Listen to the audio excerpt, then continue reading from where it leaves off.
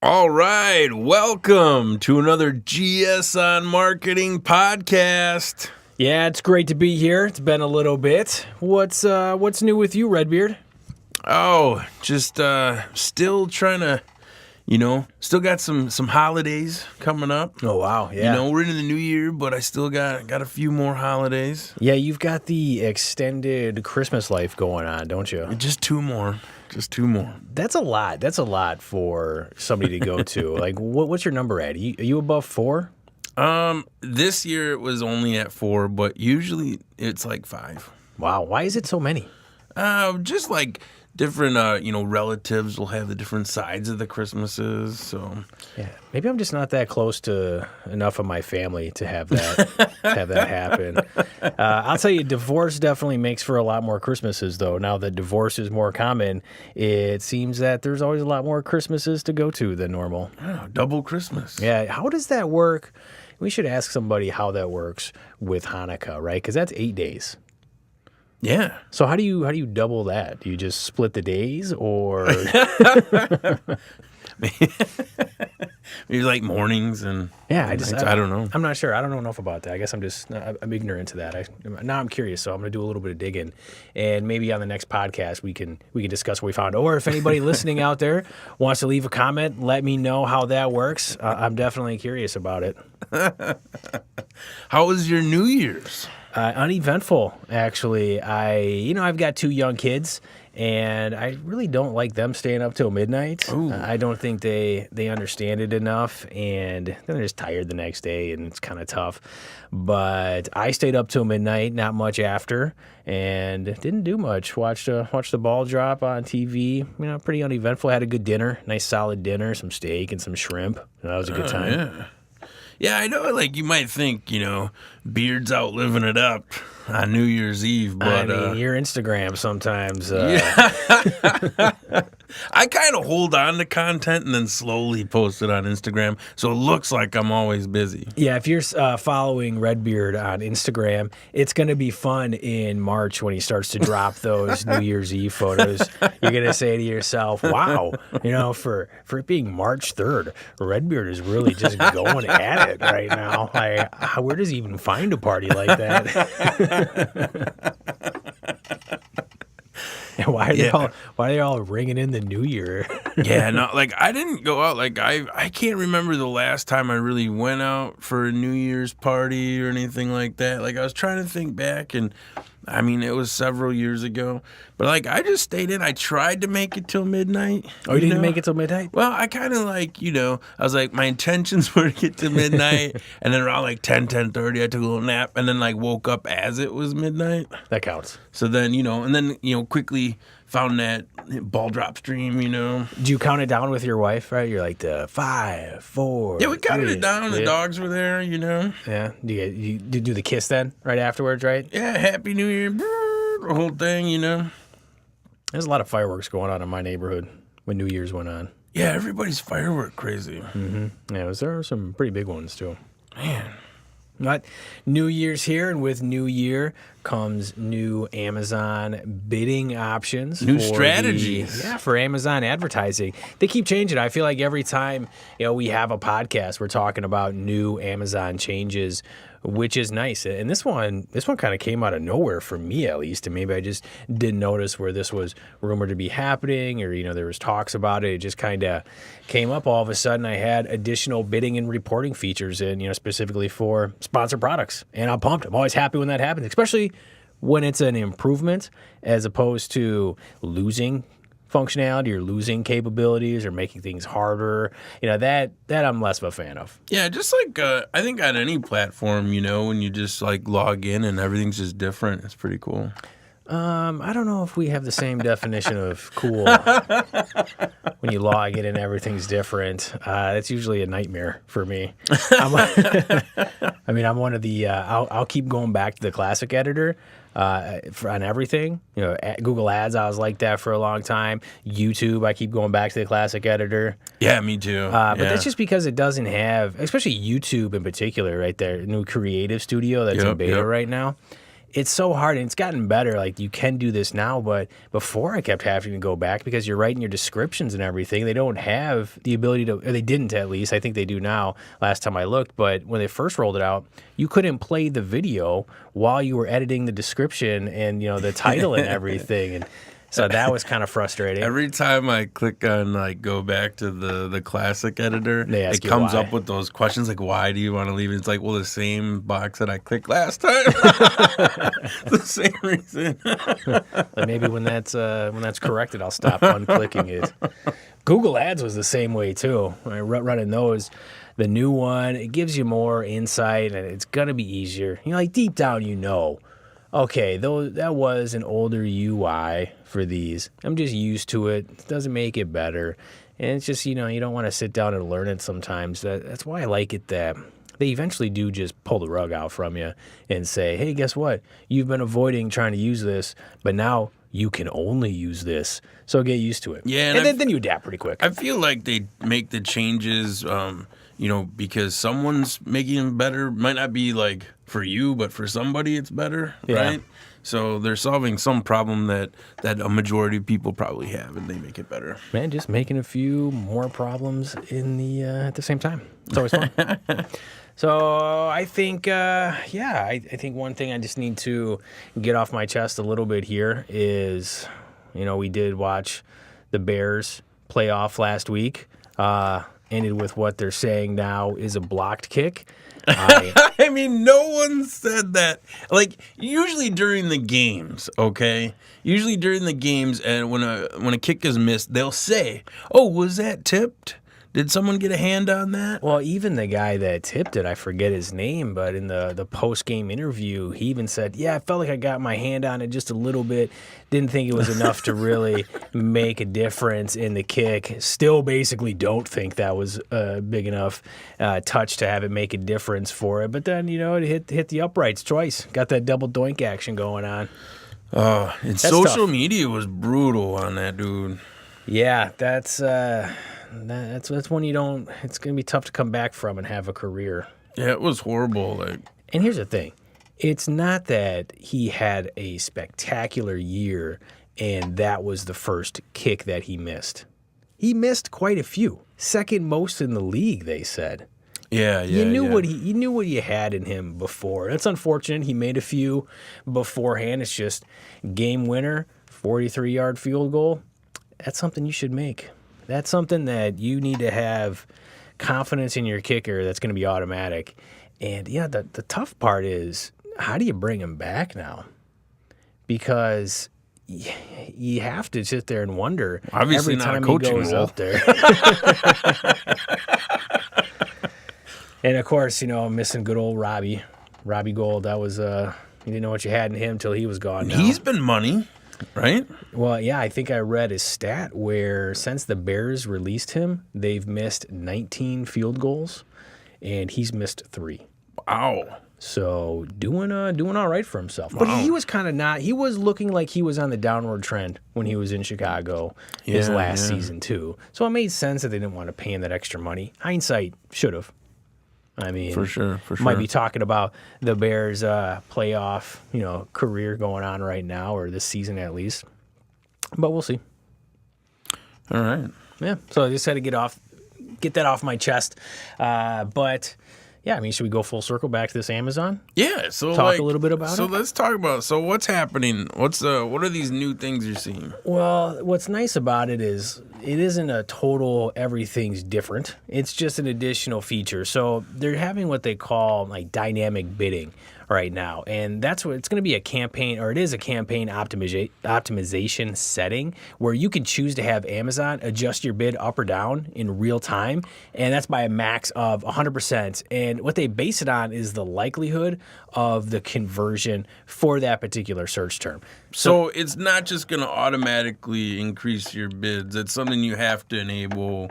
Right. And well, by default, so any campaign that was created before January 2019, by default, it always had that dynamic bidding where it would adjust it down.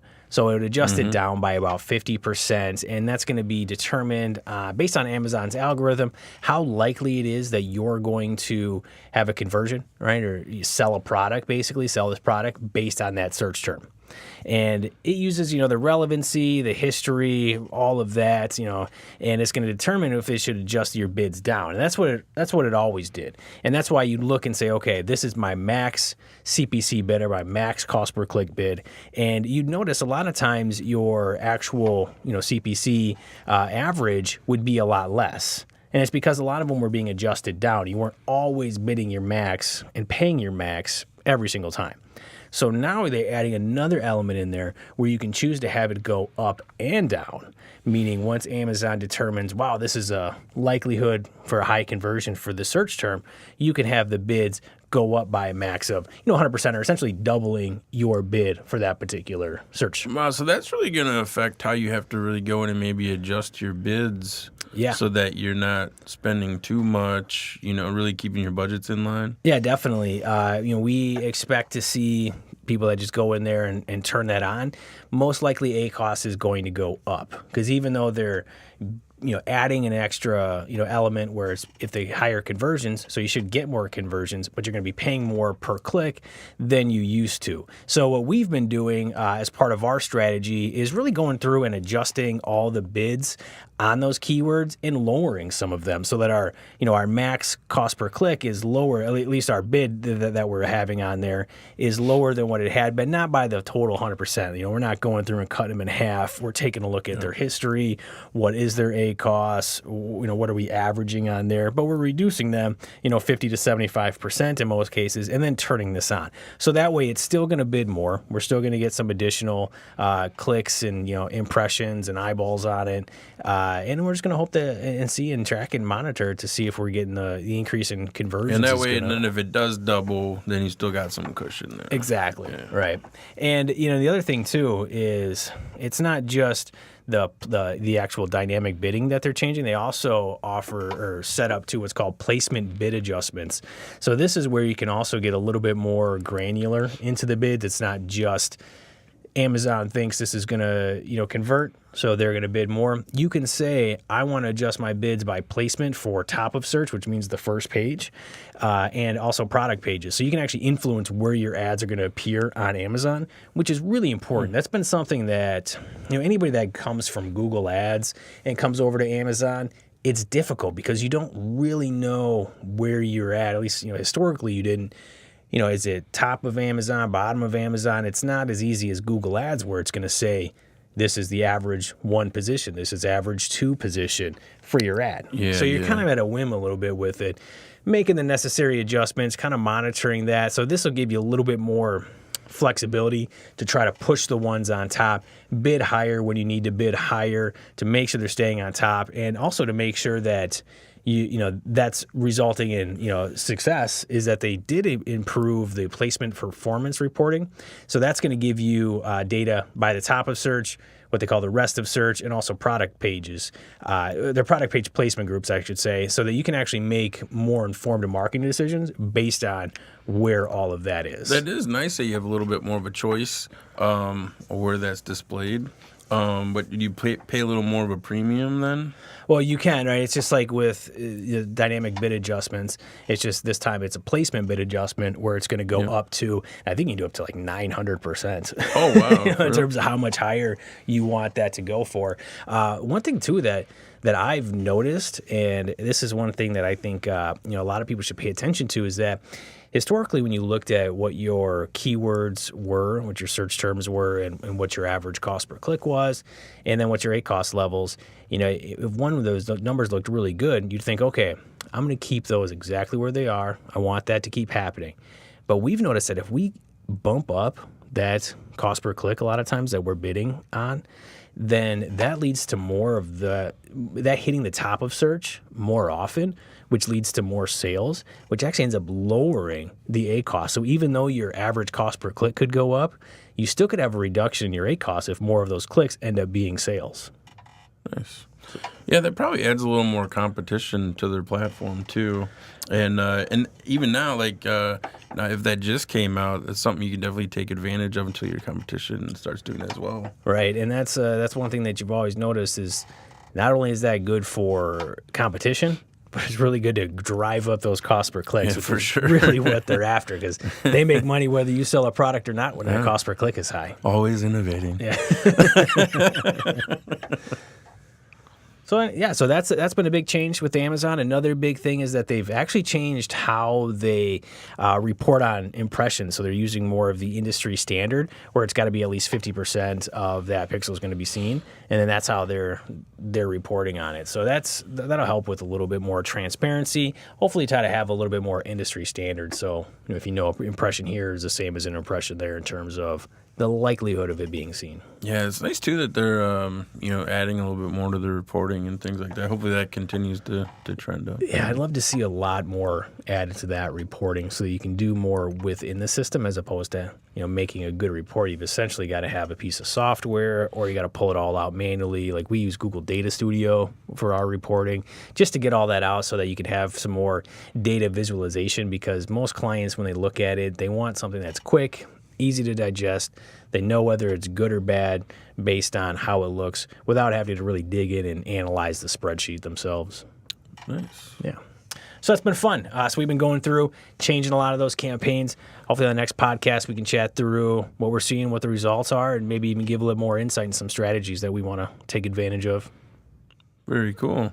Yeah, I'm starting to see, just different little different additions to when you're advertising on Facebook and Instagram and things like that, where you're same kind of thing where you're able to choose your placements and things like that, but they're kind of adding more features right out the front where if you're gonna boost a post or something, you can have that added where people can message you directly from, they're starting to put that right on the bottom. You can include it or you can't.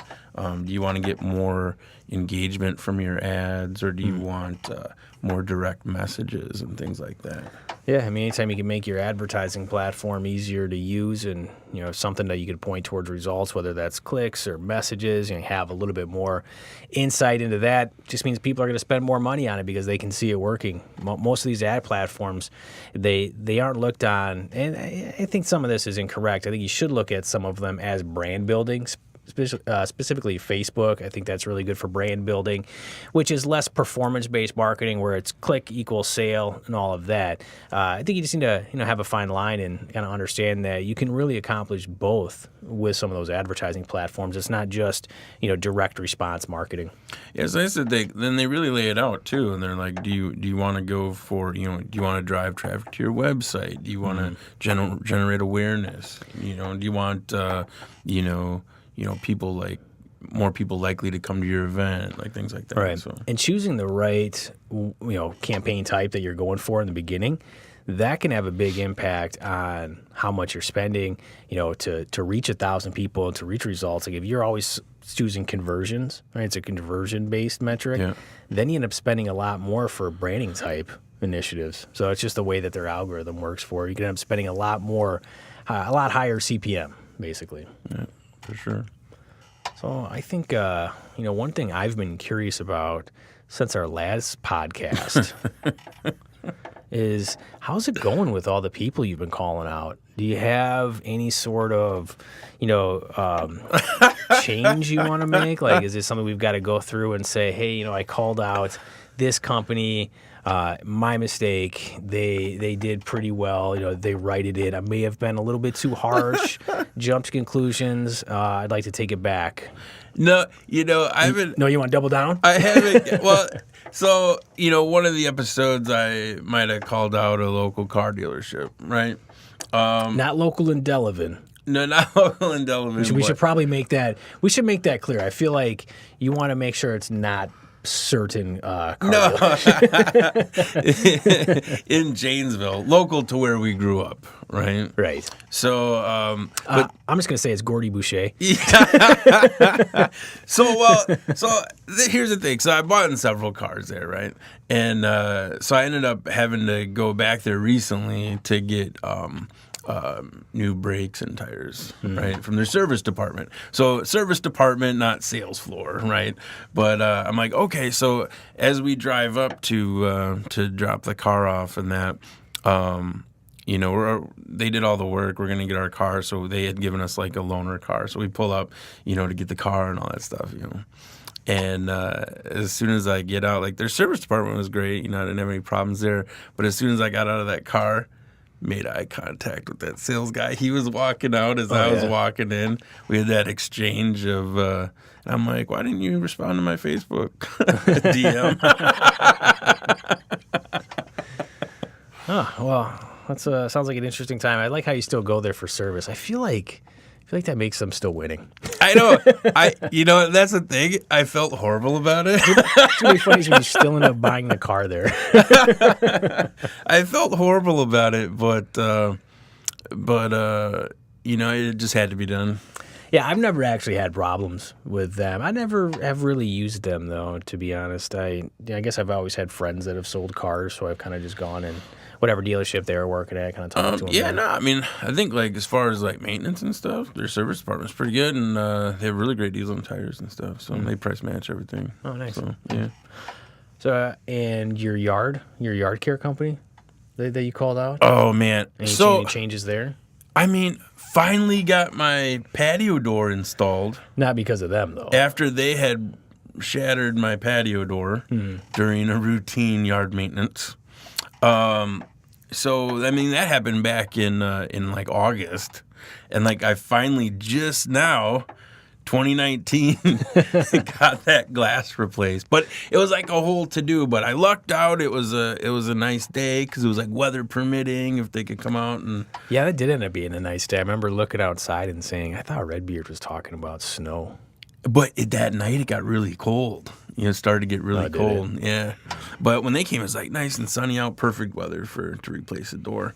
But so that was actually the Pella company that had to come out and replace that glass. So it's like a whole thing. You got to schedule it. They got to order these big sheets of glass and then come in and like reseal the glass and things like that. So yeah. So it was awesome. But they came out, hooked it back up. Like it was pretty painless. Nice. And we're back to an all skate. Well, who do you want to call out this week then? This week, this has been bothering me for some time. Ooh, do tell. And once in a while, I run into it where, okay, I'm just calling out gas stations in general. Not Quick Trips, right? No, this is... We'll leave Quick Trip alone. All right, well, what about Casey's? I feel like they've got solid breakfast pizza. Well, and it's not even to do with their food or their beverages. This is like a gas thing. Okay. Okay. Right. So we're calling out gas stations in general. So once in a while, like normally I'll go to pull into a gas station and I'll pay at the pump, right? Everybody's paying at the pump now, right? Mm-hmm. But like sometimes you go to the gas station and you're like, oh, you know what? I want to pay at the pump, but I could just do that quick. But like, I kind of want to get some snacks or something, get a beverage, and I don't want to pay twice. So you just want to like pump the gas and like get your beverage and pay for everything together, right? I guess I don't do that. I always pay at the pump. This is something. Sometimes I don't just have cash on me to run in and like grab a soda or whatever, right? Yeah. So I just want to take care of it all at once, right? Double down, right? Mm-hmm. But like sometimes now though they'll have that sticker that says you got to pay at the pump, right? You must pay at pump, or sometimes you can pay inside. It's kind of weird now, but people drive off or whatever. Yeah, they make it so you got to pay at the pump. I worked at a gas station in my younger years, and I did have a person drive off, did a gas and go. Yeah, I remember then that was like very popular. Well, and what was funny about it was like there was nothing going on in the gas station. It was a clerk's moment, if you will. I was just kind of sitting there doing nothing most of the time. And a guy pulled up. I had to approve it, and I'm looking at him, and like as he was leaving, I just got this burn in my memory. He made eye contact with me. And I was like, well, that's weird. And he got in his car. I was like, oh, I think he's going. And he left. Just drove off. I mean, it was kind of foolish. I'm looking right at you. I had his license plate memorized. Just looked at it as soon as he started walking in his car. Yeah, it's like you and me right now. Yeah, exactly. I'm doing this. And he went and left, and it was a whole thing. You know, the owner of that gas station was actually told me, he's like, well, since you got the light, and he's like, normally I take it out of that person's paycheck that's working for the gas and go. But since you got the license plate and you were pretty on top of it, we won't do that. I thought to myself, wow. I don't know what my reaction would be if you're trying to take out like $20-something out of my paycheck because somebody gassed and go. Is that the term? Gas and go? Gas and go, I guess. Pump and go. Pump and go? I guess, yeah. Thought that meant something else. So where the real problem comes in here, right, is so a lot of these, gas stations, they'll have where it says you can prepay, right? So you go in, and I get this. This would be cool, is if you could just, like, grab whatever you wanted, and then, like, here's my card, and then whatever that full tank of gas is that I get, right? But you go in and they say, you got to come in and prepay or pay at the pump, right? Mm-hmm. So, like, if you go in and prepay, though, you go in and they're like, yeah, so, like, how much gas do you want? Yeah. And I'm like, well, I want a full tank of gas. They're like, well, how much do you want to spend? Like, how much do you want to put in? I'm like, whatever the full tank is. I don't know. Well, they only authorize it, though, for whatever that dollar amount is. Right. So, like, something has to change where you get your stuff, whatever you want. Something has to change where you can say, like, I come in to prepay, swipe my card, and then whatever I pump from that tank is a transaction, right? Because you don't necessarily know that you're like, I just want to pay for 5 gallons. Like, I just want a full tank. It might be 11. It might be 13. I mean, to be honest, most people that do that, though, that pay inside are really not looking to fill their tank. They're looking I've got $15. I just want $15 worth of gas. Yeah. It's not like I'd love a full tank, just not in the budget. So and this is speaking from somebody that did that for many years. You only have the $10, $15. That's what that audience is, that you're prepaying for that. If you're just filling up the tank, fueling the tank, if you will, I think it's more of a just do it at the pump. I mean, I feel like maybe I did that in high school, where like I'm just gonna put in $10 because that's what I have. Yeah. But I just want to fill the tank and then like go in and get a thing and pay for everything at once. You'll see. You ever notice what's on the gas station pumps sometimes? Some random, very random, I should say, dollars, like $5 and some change. Yeah. And I don't live in a great area of town, and I think that's represented for a lot of the gas stations. I'll go there, and there'll be like $1 and change in gas sometimes. Like somebody just went to the gas station and put in $1.65. And I can picture how it's happening in my life right now. I know that person went in there and paid with change. It's like a 1 gallon. It's enough, not even a gallon. It's enough to get across town. Wow. But hey, I mean, gas is expensive. That's a line item you got to factor in for your budget. I mean, it's coming down a little bit. It is. I mean, it's a little better. We're below $2, which is good, at least in this area. But I remember when it was below $1. Do you get that like rewards thing at the gas station where you get like a 2-cent back? No, I should though. On a gallon. There's no reason not to. I don't for whatever reason. I know. I see it like every time, and it'll be like scan this QR code or whatever to get the app. I don't know. There's like an app sometimes. There's like a thing you can scan. I have no idea. And there's no reason not to do it. You're essentially trading your purchase habits and everything else for some kickback and deals. Like Quick Trip's got pretty good ones. I go to Quick Trip all the time. I do a lot of grocery shopping at Quick Trip, as you know. And that's still, I joined the rewards, but I couldn't remember my password, and I just never used it. They even asked me at the store, do you have rewards? I say, no, I don't. Even though I do. I don't remember the password. And it seems like a whole thing, especially when I'm in line and there's people behind me waiting to go. Yeah, I mean, they got like some crazy stuff now. They got like that fridge of like meat Straight up meat yeah. fridge. See that taco meat, preseason taco meat? Yeah, grass fed. Is it grass fed? I don't think so. I don't believe it's grass fed. That's coming next, though. But nice. I always see they have like, they're always touting their fresh bananas they got for sale, and like Get your bag milk. yeah, bag milk for sure. I mean, you could do it all there. It's a nice little stop. Yeah, even you mentioned Casey's. Even Casey's has an app with like a game on it that you can like win free like stuff. Oh, free breakfast pizzas? All kinds of things. Free beverages, free pizza. I don't think I've had a breakfast pizza that's better than Casey's.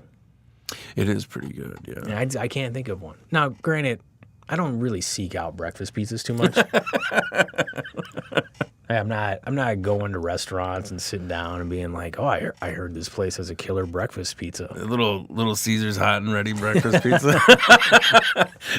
Mostly pepperoni. It's the same as the afternoon pizza. You just eat it in the morning. Nice. No, but I think it's pretty good. Solid choice. Had one just the other day. Very nice. So gas stations, you're on notice. Change your ways. Yeah, gas stations are on notice right now. Because Redbeard's not changing his. Refuses to pay at the pump and also go inside. You gotta adapt. I mean, I will go inside. Like, I'll always run in. Like, if I have cash on me, I'll run in. But How come you don't run in if you got just using I don't the know, car? man. I'm not down with like double charge. Like, that's not me. I don't know. All right. Hey, you do you. You do your thing. You always get those double charges. I've even been having problems with the card swipe on the pumps, like hit or miss. Like, I don't know what that's all about. I haven't had any issues. Maybe it's skimmers. I don't know. That could be a thing. that happens. Lost a few cards that way. Man. All right. Well, that's all I've got. Do you got anything more? Well, I don't know. Well, we keep hearing about, businesses closing, brick and mortars and stuff like that. I just recently heard,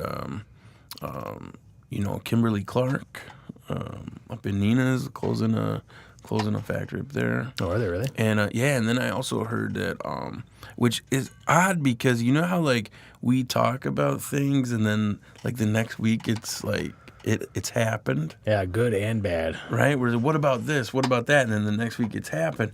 And I was recently had a conversation about Shopgoes in general.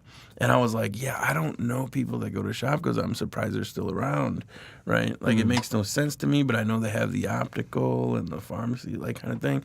But I'm like, how do they still exist? I don't know anybody that goes there except for moms, Funny, I just went to Shopko the other week. So yeah, right? So, like, but, like, once in a while, like, you'll walk in just to see, I remember there's a Shopko. I'm going to see if they have anything new. Sometimes they'll have, like, some electronic stuff on clearance or, like, phone cases and, charges that. But better hit that now because it sounds like they're going bankrupt, too. Well, they got hit with that pretty hefty lawsuit for their pharmaceutical department, or pharmacy, I mean. Yeah. Something about not paying the vendors and suppliers. Yeah, not having a drive-through.